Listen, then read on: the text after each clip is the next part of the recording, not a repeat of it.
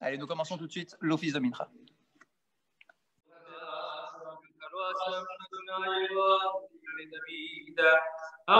אלוהי המלך ואברך שמך לעולם ועד בכל מברכי ההלל שמך לעולם ועד גדול אדוני מהולל מאוד ולגדולת עולך כרדור לדור שבח מעשיך גבורתך יגידו הדר כבודותיך ודברי נפלאותיך שיחה ועזוז נורותיך ומרו גדולתך ספרנה זכר על טובך יביע וצדקתך ירננו חנון ורחום אדוני ירח בהם גדול חסד טוב אדוני לכל ורחמיו על כל מעשיו וידוך אדוני כל מעשיך וחסידך יברכוך כבוד מלכותך יאמר וגבורתך ידבר ולהודיע לבני האדם גיבורותיו וכבוד הדר מלכותו מלכותך מלכות כל עולמים וממשלתך בכל דור ודור סומך אדוני לכל הנופלים וזוקף לכל הכיפופים אין יכול אליך יסבר ואתה נותן להם את אוכלם בעיתו פותח את ידיך ומסבר לכל חיי רצון צדיק אדוני בכל דרכיו וחסיד בכל מעשיו קרוב אדוני לכל קוראיו לכל אשר יקראוהו באמת רצון ירב יעשה ואת שבעתם ישמע ויושיע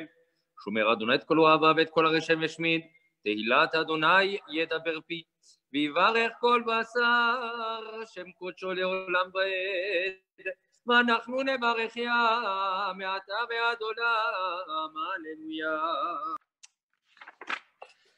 למנצח בנגינות מזמור שרים ויכול ואכלו אכבדנו צלעות הדבר סתירה בכל במשפטיך יודוך ממאלוהים יודוך מכולם ישמחו וירננו לאומים כי תשפוט עמים מישור ולאומים בארץ תנחם סלע יודוך ממאלוהים מכולם ארץ נתנה יבולח יברכנו אלוהים אלוהינו יברכנו אלוהים ויראו אותו כל אפסי הארץ עלינו לשבח לאדון הכל לתת גדולה ליוצר ברצית שלא עצנו כגויי הארצות ולא שמנו כמשפחות האדמה שלא שם חלקנו כהם ולא גורלנו ככל המונם שמשתחווים להבל ונפעלים אל אלושייה ואנחנו משתחווים לפני מלך מלכי מלכי הקדוש ברוך הוא שהוא נוטה שמיים שדרך ושב קרוב בשמיים מעל ושכינת עוזו בגובהם ברבים עולנו ואין עוד אחר מתמלכים מפצולתו ככתוב התורה וידעת היום השבותה אל לבביך כי אדוני הוא האלוהים בשמיים מעל ועל הארץ ותחת עינות על כן נקווה לך אדוני אלוהינו לראות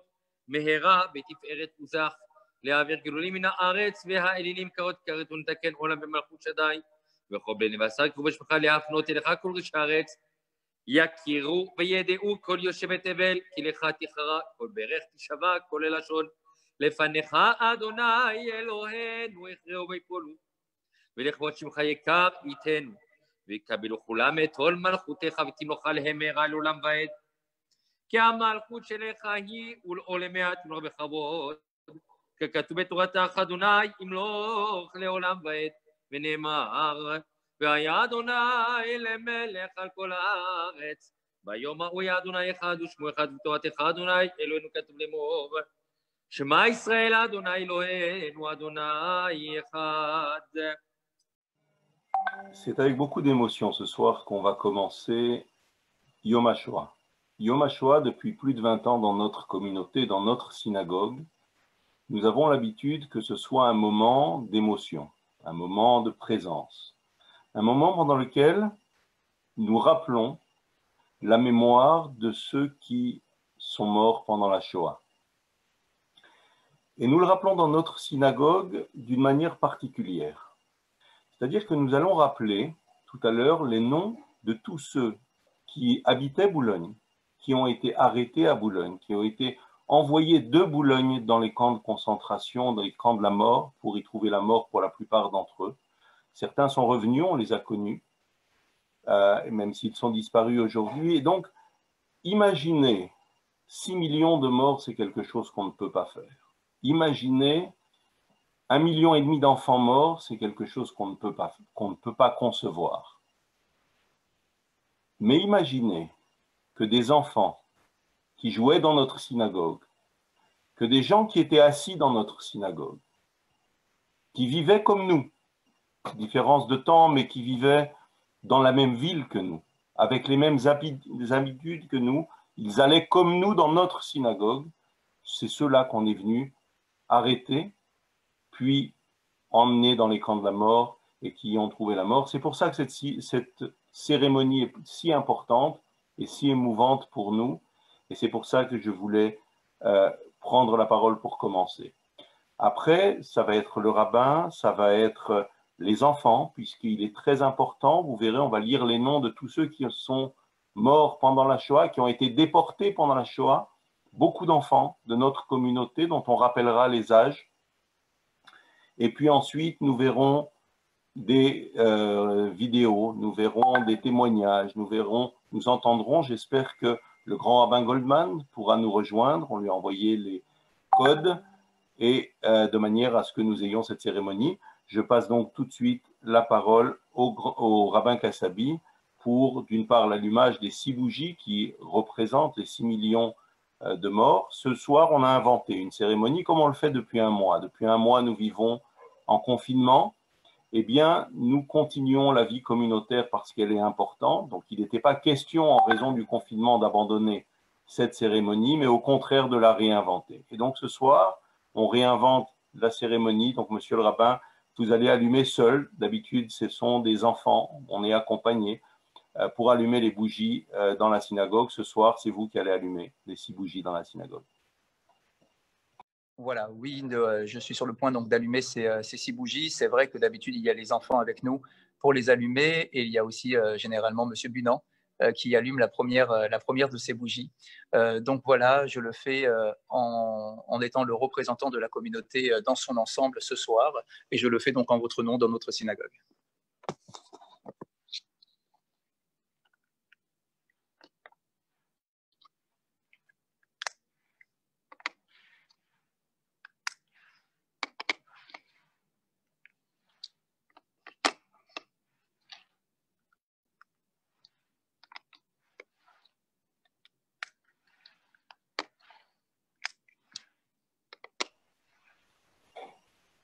Et maintenant que vous avez allumé, nous avons demandé également aux enfants, chacun chez soi, d'allumer des bougies à la mémoire de nos disparus.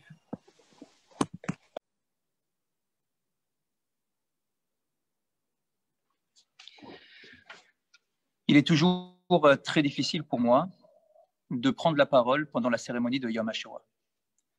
Parce que briser ce silence est particulièrement difficile à faire. Le silence qui nous invite à la réflexion, le silence qui nous plonge dans la détresse de tous nos frères, de nos sœurs, de nos enfants qui ont été déportés et exterminés pendant cette période de la Shoah, eh bien ce silence a aussi du sens, bien évidemment. Et d'ailleurs, dans la paracha que nous avons lue cette semaine, Vaïdom Aaron, lorsque Aaron est frappé par la plus grande des tragédies, le plus grand malheur de son existence, la mort de ses enfants, eh bien, le texte nous dit « Vaïdom Aaron ». Il y a des moments où il ne faut pas parler. Il y a des moments où il faut se taire, et il faut se figer tout simplement pour réfléchir et donner du sens. On peut donner du sens à travers le silence.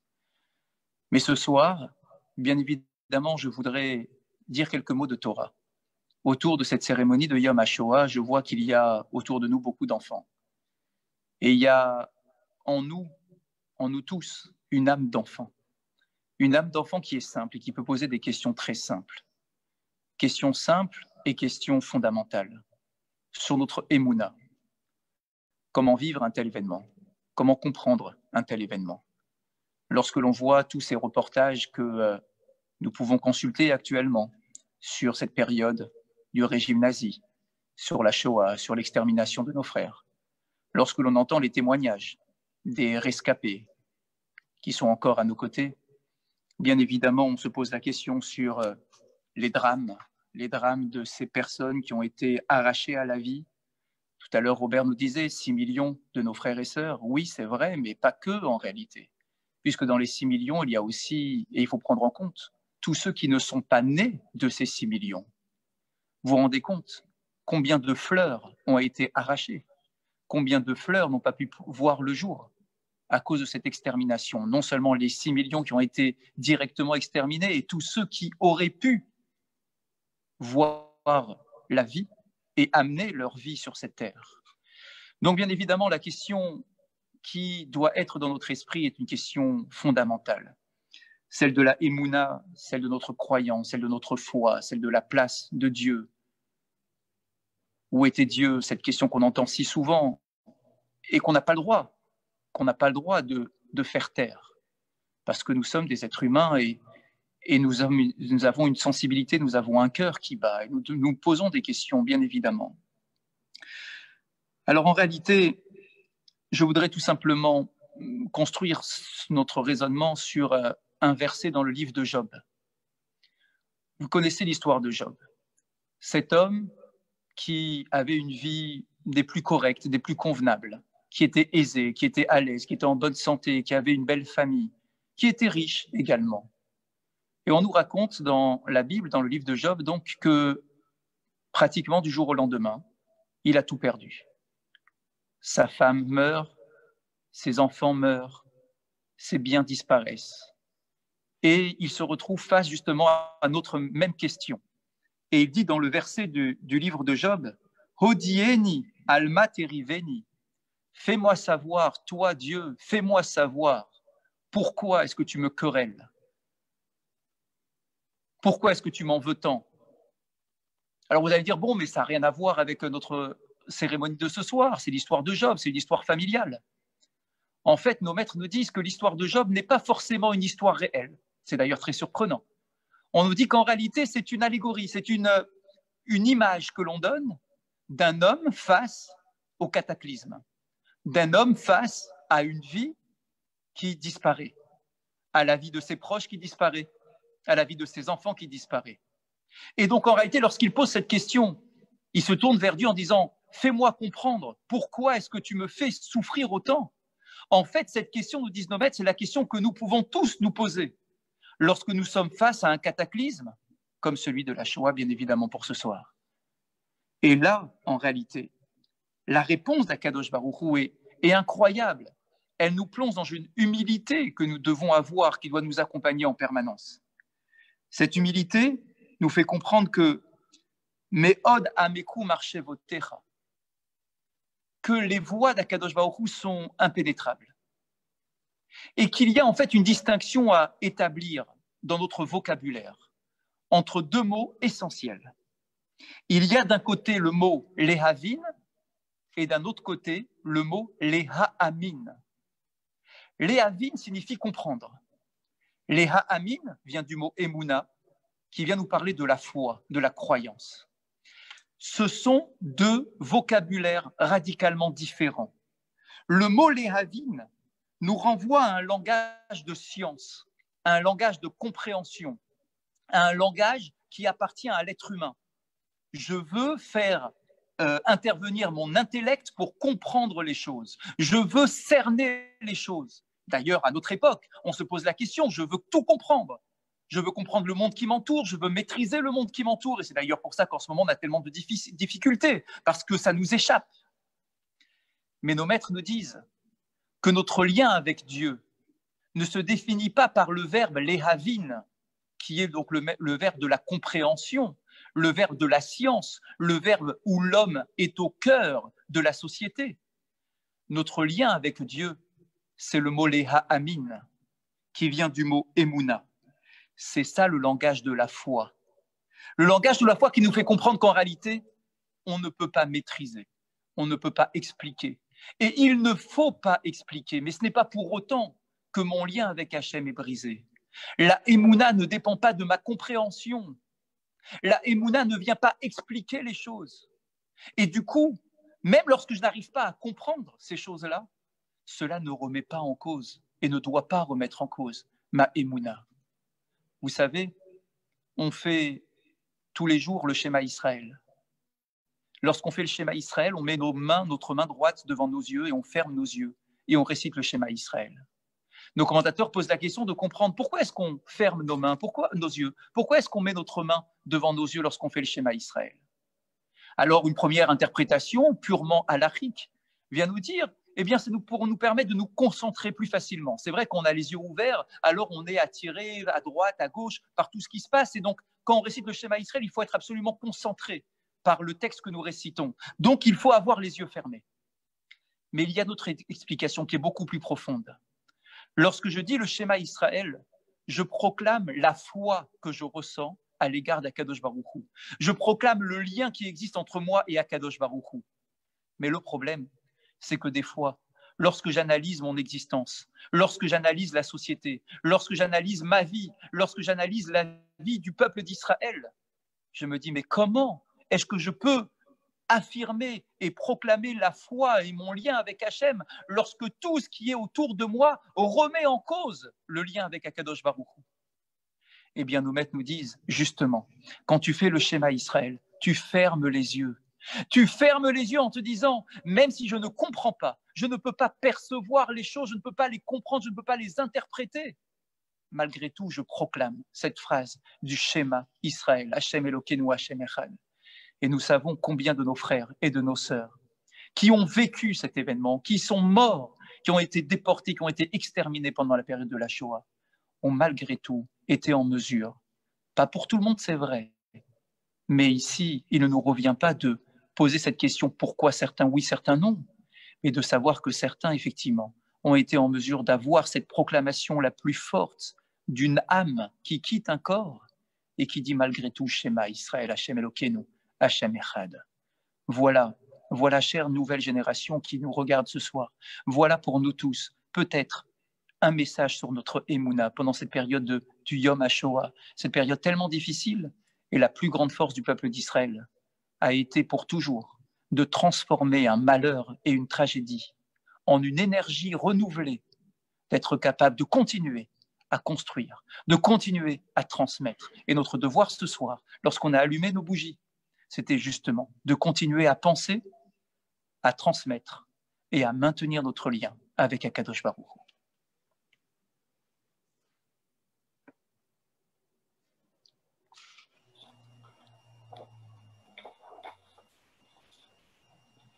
Bien, nous allons maintenant passer à la lecture des noms par les enfants. Donc, tous les enfants ont reçu des listes. On essaye. Donc, les enfants, comme on l'a convenu, vous ouvrez vos micros au fur et à mesure en suivant les noms quand ça va être à vous pour pouvoir suivre la liste de tous les membres de notre communauté, de la communauté juive de Boulogne-Billancourt qui ont été victimes de la barbarie nazie.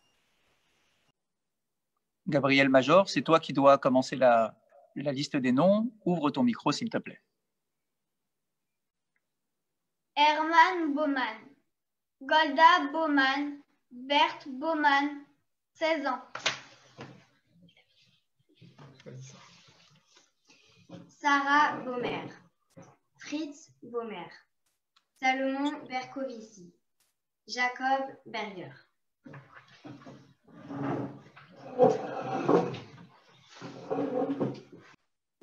Abraham Bitches, Israël Bourg, Lucienne Bourg, Rose Bourg, 13 ans.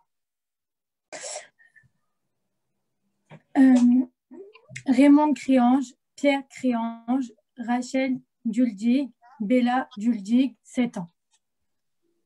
Benjamin Anglard, René Eremski, Annette Ganelski. Suzanne Ganelski, 16 ans. Sam Ganelski, 14 ans. Maurice Ganelski, 19 mois. Martin Gelf, Irène Greenfield, Abraham Gutmann, Berthe Gutmann. Alors, Jacques Herscu, Bernard Honigman, Mortier Jakubowicz. Paul Janosvik, Max Joseph, Rosa Joseph. Oscar Kardec, Herman Kardec, Hélène Kardec, Golda Kardec, Charles Kardec, 10 ans. Ernst Keller, Elena Kirchenbaum, Mancy Klausner. Yutka Kranopolski, Rivka Krasnopolski, Marcel Krur, Hélène Krur. Isidore Chris, Emma Chris, Peter Chris, 9 ans. Sarah Lange, Salomon Lerner, Élise Lerner. Myriam Lerner, 16 ans. Rose, 12 ans. Elsa Lévy. Gaston Lévy. Marcus Lévy. Léon Lindenmann. Isaac Lindenmann, Thérèse Lindenmann. Charles Laurenter, Bernard Mudlarski, Philippe Mizrachi, 18 ans. Maurice Mittelman, 18 ans. Léa Morgan. Nina. Morgan, 12 ans. Régine Authieret, Moïse Padawer. Shana Padawer, Esther Padawer, Ita Padawer. Mindel Padawer, Ethel Padawer, Shendel Padawer, 17 ans. Abraham Pikowski, Barbé Pikowski, Jean Pikowski, Annette Pikowski. Louise Pikowski, 17 ans. Lucie Pikowski, 13 ans. Esther Poisman, Jean Poisman, 9 ans. Rachel Poisman, 7 ans. Alex Joseph Croc, Fanny Croc.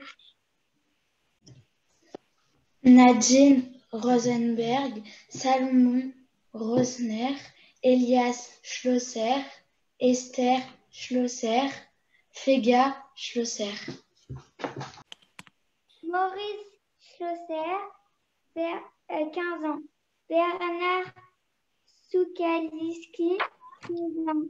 Maurice Soukalski, 11 ans. Fanny Soukalski, Tony Stourd, Samy Stourd. Laura Wolfinger, Cuba Wolfinger et Ellie Wolfinger, 15 ans. Voilà qui finit la liste des 99 personnes qui ont été arrêtées, déportées, pour la plupart assassinées dans les camps de la mort nazis. Tous habitaient à Boulogne, puisse leur mémoire être une bénédiction, nous ne les oublierons pas. Donc on va passer au témoignage vidéo du Rav Israël Meir Lau, l'ancien grand rabbin d'Israël.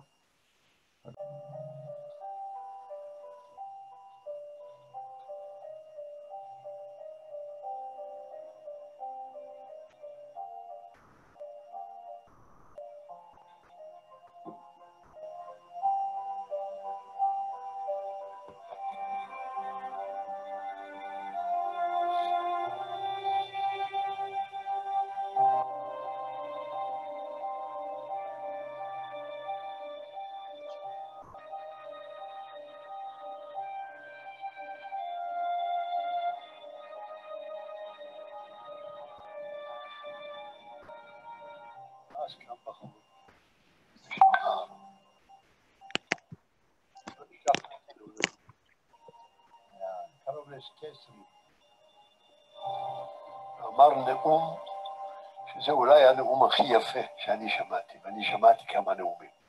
כשהייתי ילד, גרנו בעיירה בפולין, ההורים שלחו אותי לכל חופש הגדול, יולי-אוגוסט, לוורשה. בוורשה היה סבא שלי. סבא שלי היה תלמיד חכם. הוא ידע תנ"ך בעל פה. הוא היה סוגר את החנות לפנות ערב, לקח אותי ביד, נכד שלו, ארלה, קימת, בוא איתי, והלך איתי לטייל על שפת הוויסלה, זה הנהר הגדול שחוצה את פולין. ובדרך על הוויסלה הוא לימד אותי פרקים בתנ"ך, הוא ידע בעל פה. והיו פרקים שהוא דרש ממני ללמוד אותם בעל פה, הוא הראה לי איפה זה כתוב, ומחר שאני אגיד לו. חברים, הכל שכחתי. 6 שנים לא פתחתי ספר, לא ראיתי ספר, הכל שכחתי, חוץ מפרק אחד. פרק אחד שאני יודע בעל פה, כל לילה, גם במחנה, לפני שנרדמתי, אמרתי לעצמי את הפרק הזה. ואני אגיד לכם את הפרק בעברית, ואני אתרגם לכם כמה שאני יכול לפולנית. הייתה על היד השם, והניחני בתוך הבקעה והיא מלאה עצמות, והנה רבות מאוד על פני הבקעה, והנה יבשות מאוד. ויאמר אלי אלוקים פונה אליי ואומר לי, בן אדם, התחיינה העצמות האלה? ואומר, השם אלוקים, אתה ידעת, אני לא יודע. פתאום באה רוח, והביאה את העצמות אחד אל השנייה, ויש פתאום ידיים ורגליים ופרצוף, אבל אין רוח חיים. התחיינה העצמות האלה שוב? אתה ידעת. ואז באה רוח גדולה וחזקה, ויעמדו על רגליהם חיל גדול מאוד מאוד. ואז אומר לי אלוקים יחזקאל, פרק ל"ז. העצמות היבשות, כל בית ישראל המה. הנה אומרים אבדה תקוותנו, מפה לקוח הביטוי אבדה תקוותנו. אימבר, יבשו עצמותינו, נקצרנו לנו. אני אומר אלוקים, הנה אני פותח את קברותיכם, והוצאתי אתכם מתוך קברותיכם עמי, והבאתי אתכם אל אדמת ישראל. אחרי שהוא תרגם את זה לפולנית, הוא מסתכל אל האורחים, וכאנחנו כולנו מסתכלים אליו, הוא דופק על הלוח של הלב, אנחנו העצמות היבשות. היינו בתוך הקבר הזה באירופה, אלוקים פתח את הקבר, הוציא אותנו חיים, ואנחנו בדרך אל אדמת ישראל. עוד כמה ימים אנחנו נהיה בארץ ישראל. אנחנו העצמות היבשות.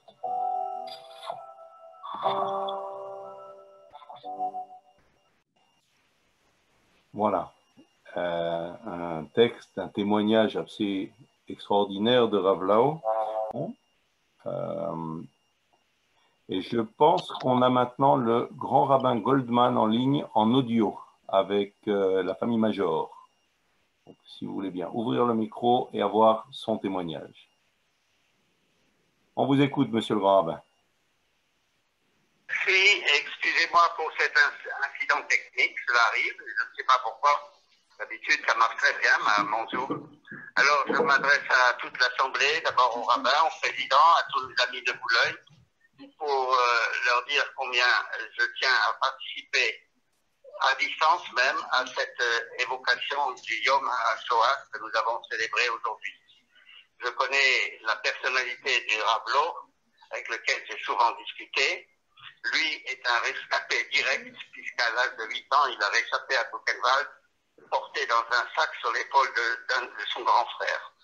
J'ai une autre destinée que la sienne, mais je suis aussi un rescapé de la Shoah avec ma famille, puisque je fais partie de cette génération qui a connu la guerre et qui a connu surtout l'occupation allemande en France. Même quand c'était dans la zone dite occupée, nous avions les Allemands à nos trousses et nous avions peur, je pourrais presque citer le passouk de la Torah dans la Torah, on se réveillait le matin et on attendait le soir.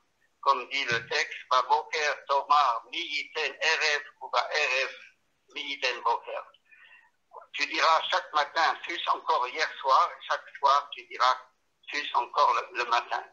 On avait peur de sortir dans la rue, on avait l'indication juive marquée sur nos papiers d'identité et sur nos cartes d'alimentation, et il fallait faire très attention. Nous avons dû parfois nous cacher dans une forêt, dans une maison où il n'y avait ni fenêtre ni porte. Alors effectivement, cette période nous a tous assombris. Je n'ai connu vraiment le retour de déportés qu'à travers une histoire personnelle. Lorsque je travaillais dans une imprimerie avant d'entrer à l'école rabbinique, les fils de mon patron avaient tous les deux été déportés de Vichy. Et ils m'ont montré sur leur bras le numéro. Je connaissais déjà un peu l'histoire de la déportation, du fait que toute ma famille paternelle et maternelle est soit en Allemagne de privation, soit en Pologne et dans une des petites villes à côté de Cracovie. Tout cela, évidemment, m'a profondément marqué. Et je voudrais ici me permettre de citer un texte qui me paraît important, tiré d'une observation d'Elie Wiesel. Il disait, je vous le cite, « Dieu d'Abraham, d'Isaac et de Jacob, adulte, j'ai appris à respecter la volonté de mes morts, empêche que j'oublie ce que j'ai appris. Dieu de mes ancêtres fait que le lien qui m'attache à eux demeure solide et entier. Dieu d'Auschwitz comprend ce que je dois me souvenir d'Auschwitz. Toi qui prévois l'avenir des hommes, aide-moi à ne pas me détacher de mon passé. Je ne veux rien oublier, ni les morts, ni les vivants. » Et c'est ça, notre devoir. Nous qui avons assisté à la résurrection de l'État d'Israël comme un signe qui nous a été accordé par Akadosh Baruch Hu après tous les malheurs qui nous avaient frappés par la disparition de 6 millions des nôtres, nous pouvons aujourd'hui remercier Dieu de cette délivrance qu'il nous a accordée, parce que sans cette création, aujourd'hui, il y aurait encore beaucoup de problèmes pour nos communautés. Mais je reviens à la période de la déportation. Elle a été évidemment tragique, organisée par des hommes qui appartenaient soi-disant à une civilisation avancée, celle du 19e siècle, 20e siècle. Les Allemands étaient réputés dans les sciences, dans la musique, dans la philosophie. Eh bien, c'est à propos d'eux que je pourrais dire qu'ils étaient, selon l'expression de la Torah également, Goy Ashpanim, Asher lo yisa panim la zaken, le nar lo yachon. C'est une nation inexorable. Je ne dis pas tous les Allemands n'étaient pas nazis, mais la majorité avait applaudi leur chef. Eh bien, ce texte de la Torah nous dit nation inexorable qui n'aura point de respect pour le vieillard, point de merci pour l'adolescent. Quand je dis cela, c'est que j'avais vu partir en déportation des personnes malades sur des brancards âgées et on nous disait on va les envoyer dans un endroit pour travailler. Comment voulez-vous qu'on croie des bobards de cette nature quand on a vu qu'on a déporté des enfants, mes propres cousins qui avaient 7 et 5 ans, déportés de Nancy, un oncle et une tante et bien d'autres de ma famille. Tout cela nous a profondément bouleversés. Aujourd'hui, je vis avec le souvenir. Je ne partage pas trop l'idée de certains qui voudraient qu'on soit toujours dans la tristesse. Bien au contraire, il faut montrer la joie de vivre, remercier Akadosh Baruch Hu de tous les bienfaits qu'il nous accorde, même si en ce moment nous sommes confinés. Nous pouvons nous dire que si nous étions cachés dans un bunker à Cracovie, à Budapest ou ailleurs, nous n'aurions peut-être pas eu la vie sauve et nous aurions pu évidemment subir un sort tragique. À tout cela, nous devons y songer et notre devoir, tant que nous vivrons, nos enfants et nos petits-enfants, ce sera toujours de témoigner directement de ce que nous avons connu, de ce que le peuple d'Israël a connu à travers les âges et en espérant naturellement que ces faits ne se reproduiront pas. Primo Levi avait dans son livre C'est un homme, il avait dit ça peut se reproduire. Alors effectivement, l'hydre du nazisme, comme disait Bertolt Brecht, peut toujours revenir, cette hydre qui se réveille, et l'antisémitisme n'étant pas encore éteint, loin de là, il existera toujours. À nous d'être vigilants pour sauver l'humanité, car même dans la déportation, nous avons vu des gens qui avaient encore un reste d'humanité pour aider d'autres à se sauver, à leur donner un morceau de pain. Tout cela, ce sont des souvenirs qui nous lient à ce Yom HaShoah. Voilà le message que je voulais vous adresser aujourd'hui, en espérant que nous ne vivrons que des choses heureuses et que bientôt nous connaîtrons de nouveau des jours meilleurs pour nous retrouver dans nos synagogues pour prier ensemble. Amen. Amen. Merci beaucoup, Monsieur le Grand Rabbin, pour votre témoignage, pour vos réflexions. Avant de conclure cette cérémonie par les prières que David va faire ainsi que le rabbin, je vous propose une autre prière, une prière qui a été écrite par notre ami Elie Bodbol au sujet de la déportation sur les 6 millions d'âmes qui sont disparues. Je lance la chanson et après David prendra les prières.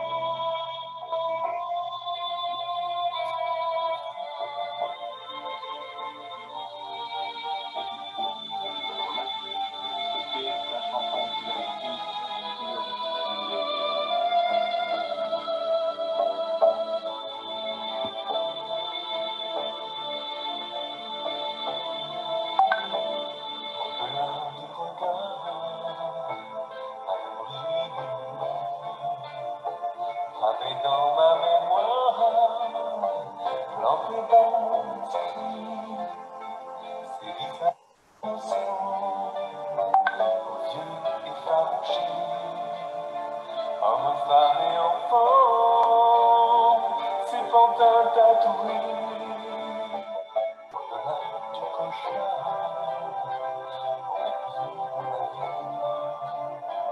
Une armée de barbares sombre dans la folie, dans les camps de la mort.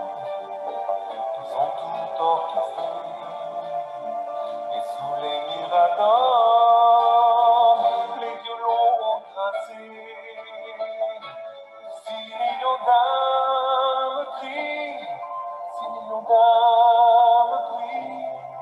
Elles emplissent l'univers de leurs cris, leurs prières, leur écho infini fait le tour de la terre, les points de l'alphabet, des femmes et des dieux. 6 millions d'âmes crient, 6 millions d'âmes crient, elles emplissent l'univers de leur prière, leur écho infini fait le tour de la terre, les points de l'alphabet, des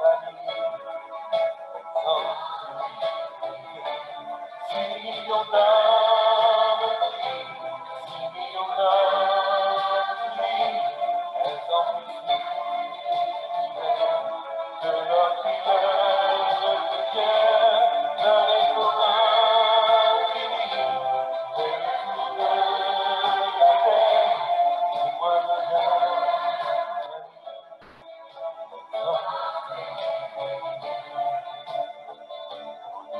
du silence, la poème éternelle,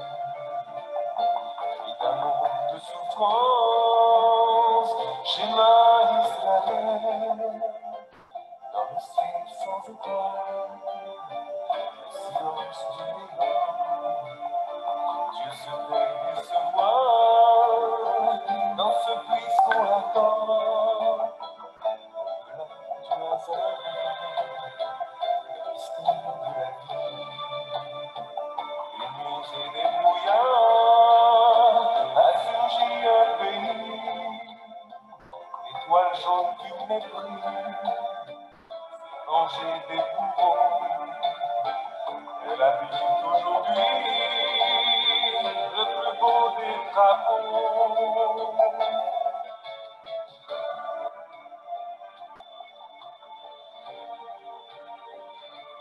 En vertu du droit naturel et historique du peuple juif, et conformément à la résolution de l'Assemblée générale des Nations unies, nous proclamons la création d'un État juif en terre d'Israël qui portera le nom.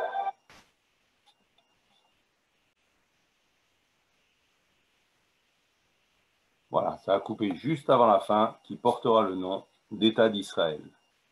Une manière de rappeler la mémoire de notre ami Elie Botvol, dont la personnalité était intimement liée aussi à cette cérémonie de Yom HaShoah.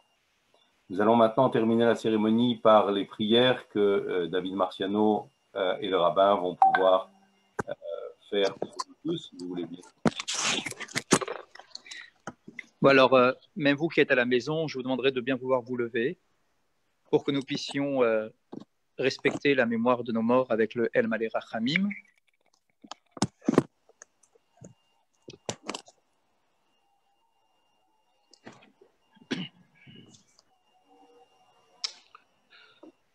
El Malé Rachamim Shochet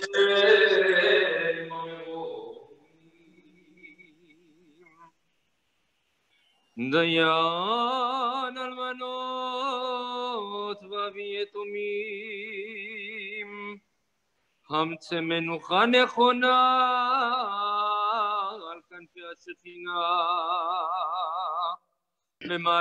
במעלות קדושים וטהורים כזוהר הרקיע מזהירים לנשמות רבבות אלפי ישראל הנשים נשים וטף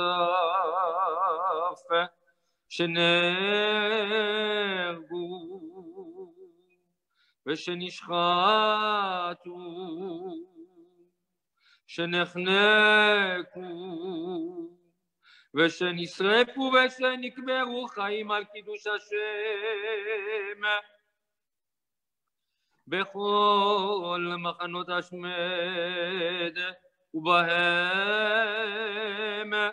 אושוויץ, מיידנק, טרבלינקה,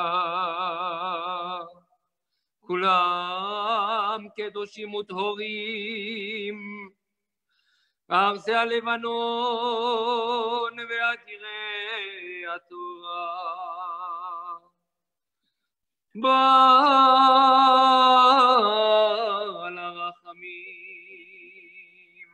יסתירם בסתר כנפיו לעולמים, ויצור בצרור החיים את נשמותיהם, בגן עדן תהא מנוחתם. אדוני הוא נחלתם, יזכור עקדתם, ותעמוד לנו לכל ישראל צדקתם. ארץ אל תכסי דמם, ואל יהי מקום לזעקתם. בזכותם ישובו נדחי ישראל לאחוזתם, והקדושים לזיכרון תמיד נגד אדוני יעמדו לגורלם. יבואו שלום וינוחו על משכבותם, ויקומו לקץ הימים לחיותם, ונאמר אמן.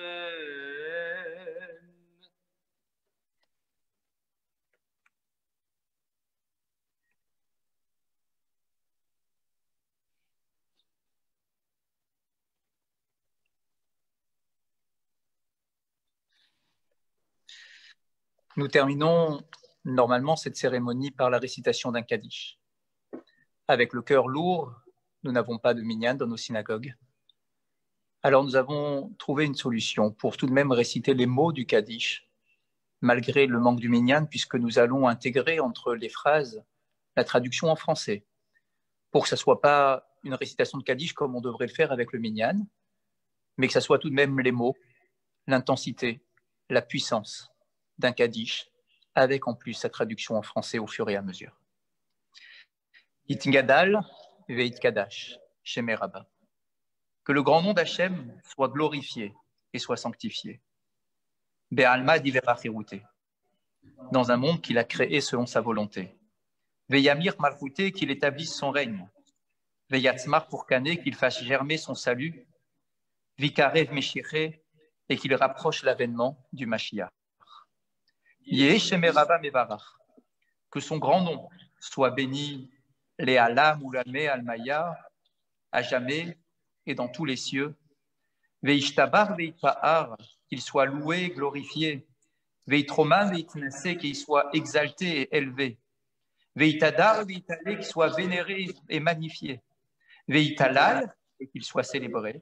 Shemei dekucha berichu, le nom d'Akadosh Baruch Hu. Yeh Shelama Rabba Meitemaya, que le ciel nous accorde une paix profonde. Chaim Vestava, la vie et la satiété. Vishua Venechama, le secours et la consolation. Veshezava Ukua, la délivrance et la guérison. Ula Uslicha, la rédemption et le pardon. Vechapara Vereva Ve'atala, l'expiation, l'abondance et le salut. L'anul chol amo Israël v'emru amen pour nous et pour son peuple Israël. Ose shalom bimrumav u berachamav ya'aseh shalom aleinu. Ve'al kol amo Israël v'emru amen. Lui qui fait régner sa paix dans ces mondes célestes, que par sa miséricorde, il répande la paix sur nous et sur l'ensemble du peuple d'Israël. Et vous direz Amen.